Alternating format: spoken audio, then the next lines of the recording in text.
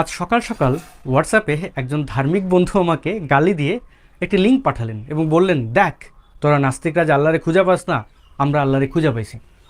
সেই ভিডিওর লিঙ্কে ঢুকে দেখলাম একজন ইউটিউবার তিনি ডিমের মধ্যে আল্লাহকে খুঁজে পেয়েছেন এবং তিনি বেশ উচ্ছ্বাসিত, বেশ প্রফুল্ল হয়ে ভিডিওটি করেছেন।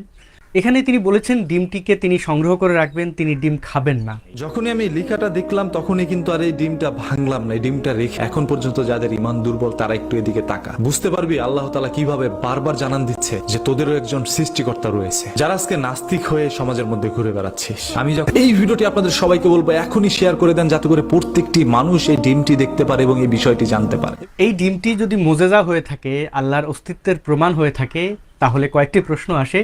ডিমটি মুরগিটি কি মুখ দিয়ে পেরেছে? তার মানে ডিমটি মুরগি মুখ দিয়ে পারেনি, মুরগির দিয়ে বেরিয়েছে। তাহলে সেই কি পবিত্র ছিল? মুরগিটি কি অজু করে ডিমটি পেরেছে? আল্লাহ নামটি মুরগির দিয়ে বের হয়েছে, যেই জায়গাটি অপবিত্র ধরা হয়, মলমূত্রকে অপবিত্র ধরা হয়, যদিও ধার্মিকরা মলমূত্রকে অপবিত্র মনে করে না, যেমন এটি একটি উদাহরণ।